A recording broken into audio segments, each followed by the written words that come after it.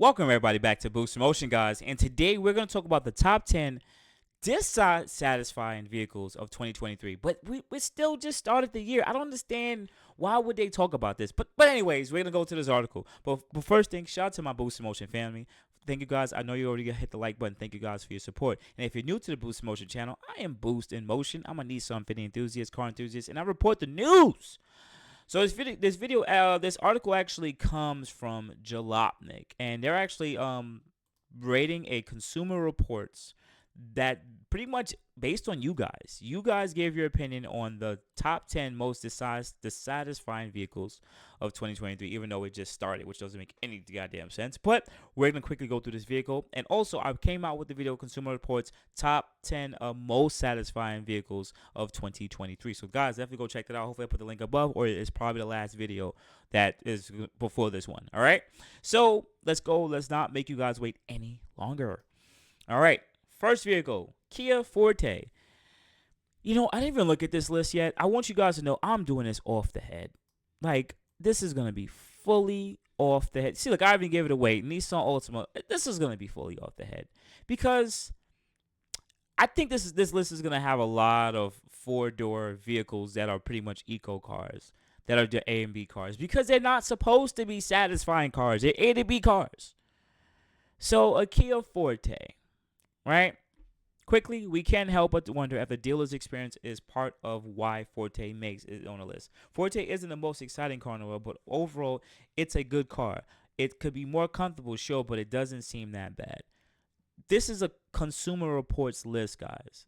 Consumer Reports. All right? Next car. Nissan Altima, one of the most dangerous, most wanted cars on the goddamn road. God damn, these cars are going 130. I'm talking about you be minding your business and they'll blow by you at like 130. I don't know how with that CVT transmission. It's probably not a great sign for Nissan that it takes so long as it did to come up with something to say about it. It's just not memorable and apparently not something people want to rebuy.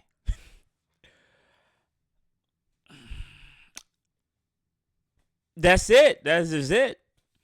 Nissan Kicks. Damn, Nissan got 2 on this list. Once again, Nissan Kicks is like a very cheap Rogue. Like, it's like a Nissan. Like, Nissan Rogue was the cheapest at one point, but now it's like Nissan Kicks is like the cheapest one. Hey, look, another Nissan on the list. I actually know a couple who likes theirs, but it's pretty small. So I wouldn't be surprised if people feel like they've outgrown it very quickly. I think that's also something that's the case too. It's a it's a small little thing. It's a small little SUV. And I get it's there from a cheap price point, right? It's for a specific group of demographics of people. Everybody doesn't go get a Nissan Kicks. I wouldn't get a Nissan Kicks even if I had a family. I would not. No. But money wise, I see where it fits in. It gets in where it fits in. Volkswagen Tyus. Now I've seen a couple people with this car. There are actually quite a few subcompact crossovers on this list, and the Teos is one of them. Maybe the real lesson here is anything in the category is a risky buy. Kia Seltos. Damn, man, wow. Disappointed in, yes, a Kia Forte. Interesting is trading in its crossover. Unfortunately for you owners, were even less happy with the Seltos than they were with the Forte. Notice these are compact cars, guys. Like, these are like compact A to B cars. Jeep Compass. Once again, a cheap car, the smallest version. We're not sure what Jeep can do to fix this, but anything below Cherokee is going to come with a stigma that is not a real Jeep. Heck, people will even say that about the Jeep Cherokee. People don't like it. Mercedes GLA. It's cool that the AMG GLA 45 exists. But guys, something tells us not a lot of GLA owners went for the AMG. Maybe if they had, they would have been happier with their purchase. As a Mercedes owner, the dealership, yeah, we'll talk about a little bit more soon. But just know, GLAs are the smallest vehicles that they make in the GL series, and Just because it's a Mercedes doesn't mean it's prestigious and high quality. People keep thinking that. I would rather get a Toyota Camry fully loaded over a GLA, but I know people are stuck on the brand of things. I get it. Infiniti QX50. Damn, Nissan is pretty much here, what, like 3 times? Because this is technically a Nissan. Having lived with the QX50 for a year back when I worked for one of those other car sites, this one makes sense. The entire engine and transmission combo makes it a weird drive, and the gas mileage isn't very good. At least it finally has Apple CarPlay now. My opinion, from not driving the car, but from seeing inside the car and from the outside the car, it looks quite nice. I think the car looks quite nice for what it is. But as a Nissan Infiniti enthusiast, they can go to hell.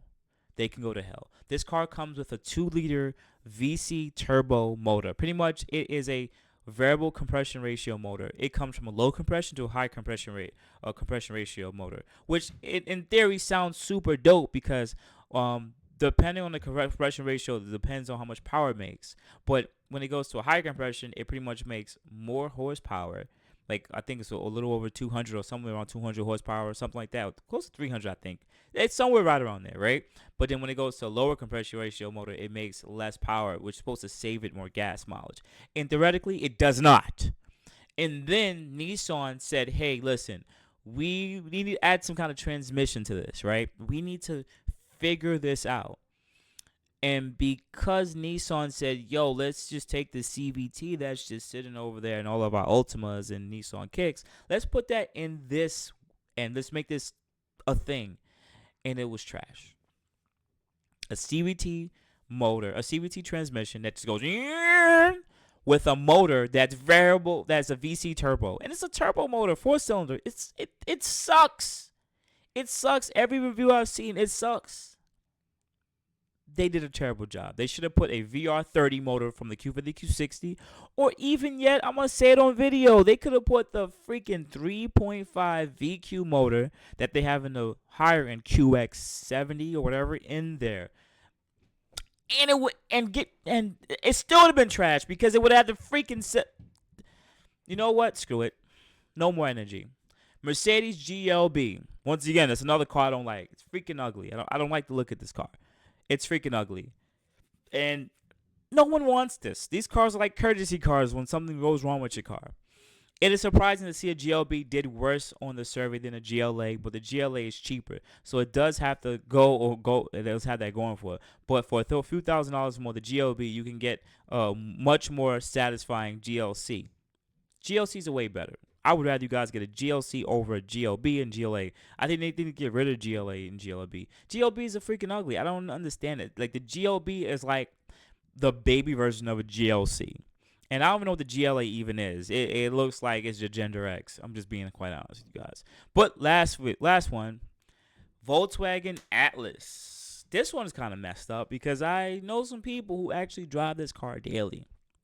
The Atlas has a spacious interior, and if that was what you're looking for, that's what you were looking for, that in a 3-row SUV, it could be tempting to buy. But unfortunately, then you'll have to live with it. Seeing it makes a list, at least on a sport form, it is not all surprising.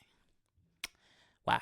I'm actually very shocked. I wouldn't have thought that a mid-size crossover Volkswagen will be one of the top most unsatisfying cars. But then also, I didn't know it was a 3-row seater. This car should not be no 3-row. Look at it. It's not that big in person, guys. It should not be a 3-row seater. This car should be 2 rows and the back side. That's it. I hope the 3-row flows down or something, but it does not. Who's going to sit in the back? Babies? Nonetheless, guys, much love. I appreciate you guys for always showing your support. This was just a quick reaction to some of this nonsense. And honestly, it don't make any sense. I get it. When we compared, first, go take a look at the most satisfying cars, you'll know a big difference. The dissatisfying cars are the cheapest cars that brands usually sell. And surprisingly, Nissan was pretty much in this one pretty deep, right? But then also, I just want to put this hint over there. For the ones, the most satisfying cars were usually cars for that they got for its utility, something that gives you an emotion to drive it, or did really well for whatever segment it was in. And that's what actually makes a great car. So outside of guys, you have a good morning, good afternoon, good night. Thank you guys. Add me at boostinmotion IG, Facebook. Also, you can send me email at boostinmotion@gmail.com. Otherwise than that, guys, I appreciate it. Guys, you have a good day. Thank you.